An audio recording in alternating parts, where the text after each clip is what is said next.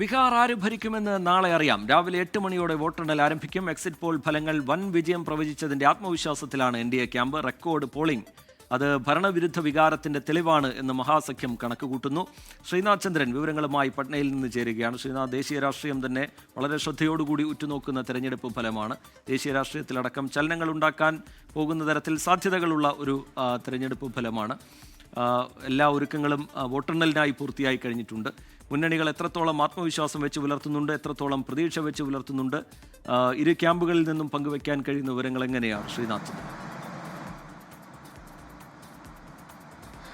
TK വാശിയേറിയ ഒരു പ്രചാരണ കാലത്തിനൊടുവിൽ റെക്കോർഡ് പോളിംഗ് രേഖപ്പെടുത്തിയ ശേഷമാണ് ഇപ്പോൾ ജനവിധിക്കായി നമ്മളൊക്കെ കാത്തിരിക്കുന്നത്. ഇനിയിപ്പോൾ ഏതാനും മണിക്കൂറുകൾ എന്ന് പറയേണ്ടി വരും. യഥാർത്ഥ ഫലം എന്താണ് എന്ന് അറിയാൻ വേണ്ടി സാധിക്കും. എക്സിറ്റ് പോൾ ഫലങ്ങൾ ഒരു ഓളം NDA ക്യാമ്പിലൊക്കെ ഉണ്ടാക്കിയിട്ടുണ്ട്. അവർക്ക് വലിയ ഭൂരിപക്ഷം ഉണ്ടാക്കുമെന്നുള്ള പ്രവചനമൊക്കെ നൽകുന്നുണ്ട്. പക്ഷേ ബീഹാറിന്റെ ചരിത്രം നമ്മളുടെ മുന്നിലുണ്ട്. പലപ്പോഴും 5% മുകളിൽ പോളിംഗ് ഉയർന്നാൽ അതിനർത്ഥം ഭരണം മാറ്റം ആകും എന്നതാണ് ബീഹാറിന്റെ ഒരു ചരിത്രം. ആ ചരിത്രം യഥാർത്ഥത്തിൽ ഈ ഘട്ടത്തിൽ RJD പ്രതീക്ഷ വയ്ക്കുന്നുണ്ട്. ഒപ്പം തന്നെ അവർ പറയുന്നത് ഈ എക്സിറ്റ് പോളുകളല്ല, അതിനപ്പുറത്തേക്ക് എക്സാക്ട് പോളുകളാണ് നാളെ വരാൻ പോകുന്നത് എന്നതാണ് RJD നേതാക്കൾ ഇപ്പോഴും പറയുന്നത്. കോൺഗ്രസ് നേതാക്കളും അത് തന്നെ പറയുന്നത്. അതുകൊണ്ട് എക്സിറ്റ് പോളുകളുടെ ആവേശമൊക്കെ തൽക്കാലം അവിടെ മാറ്റി നിർത്തുക. ഇനിയിപ്പോൾ യഥാർത്ഥ ഫലത്തിനായുള്ള ചങ്കിടിപ്പിലേക്ക് ബീഹാർ പതിയെ മാറുകയാണ്. പ്രധാനപ്പെട്ട പല പാർട്ടികളുടെയും പല നേതാക്കളുടെയും ഒക്കെ ഭാവി എങ്ങനെയാകും എന്ന് തീരുമാനിക്കപ്പെടുന്ന തെരഞ്ഞെടുപ്പാണ്. JDUവിനെ സംബന്ധിച്ചിടത്തോളം കഴിഞ്ഞ തെരഞ്ഞെടുപ്പുകളിലൊക്കെ അവരുടെ ഗ്രാഫ് യഥാർത്ഥത്തിൽ മുഖ്യമന്ത്രി സ്ഥാനം നിലനിർത്തുമ്പോൾ പോലും താഴേക്കായിരുന്നു സീറ്റ് നില പരിശോധിക്കൽ. പക്ഷേ ഇത്തവണ അത് മുകളിലേക്ക് പോകുമെന്നുള്ള എക്സിറ്റ് പോൾ ഫലം മുന്നിലേക്ക്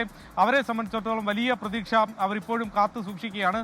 കോൺഗ്രസിന് ഇത്തവണയെങ്കിലും നില മെച്ചപ്പെടുത്തേണ്ടത് വളരെ പ്രധാനപ്പെട്ടതാണ്. കാരണം കഴിഞ്ഞ തവണ 2020 നടന്ന തെരഞ്ഞെടുപ്പിൽ ഒരുപക്ഷെ കോൺഗ്രസ് കൂടി മികച്ച പ്രകടനം കാഴ്ചവെച്ചിരുന്നെങ്കിൽ തേജസ്വി യാദവിന് മുഖ്യമന്ത്രി കസേരയിലേക്ക് എത്താൻ കഴിയുമായിരുന്നു, മഹാസഖ്യത്തിന് അധികാരം പിടിക്കാൻ കഴിയുമായിരുന്നു. പക്ഷേ അതുണ്ടാവാതെ പോയത് ആ സമയം കോൺഗ്രസിന്റെ വീഴ്ച കൊണ്ടാണ്. ഇത്തവണ ആ സ്ഥിതി മാറ്റേണ്ടത് കോൺഗ്രസിനെ സംബന്ധിച്ചിടത്തോളം പ്രധാനമാണ്. അങ്ങനെ പാർട്ടികളെ സംബന്ധിച്ചിടത്തോളം നിർണായകമായ ഒരു തെരഞ്ഞെടുപ്പ് ഫലമാണ് നാളെ വരാൻ പോകുന്നത്. 38 ജില്ലകളിലായി 46 പോളിംഗ് സെന്ററുകൾ തയ്യാറായിട്ടുണ്ട്. AN കോളേജിലാണ് പട്നയിൽ ഫലം വരുന്നത്. നമ്മൾ അവിടെ നിന്നാകും റിപ്പോർട്ട് ചെയ്യാൻ വേണ്ടി പോകുന്നത്.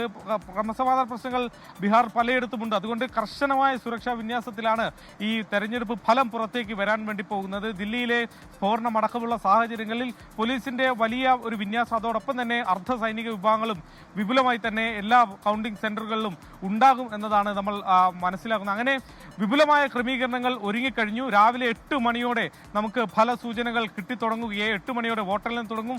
വൈകാതെ തന്നെ ആദ്യ സൂചനകളും ലഭ്യമാവും.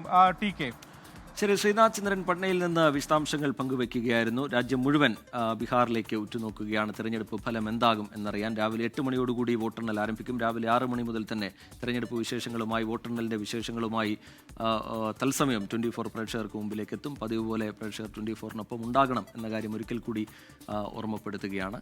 ലോകത്തെവിടെയായാലും ഏത് സമയത്തും 24 വാർത്തകളും ഓഗ്മെന്റഡ് റിയാലിറ്റി പാക്കേജുകളും എക്സ്പ്ലെയിനറുകളും വിശദമായി കാണാൻ ഞങ്ങളുടെ YouTube ചാനൽ നിങ്ങൾക്ക് സബ്സ്ക്രൈബ് ചെയ്യാം.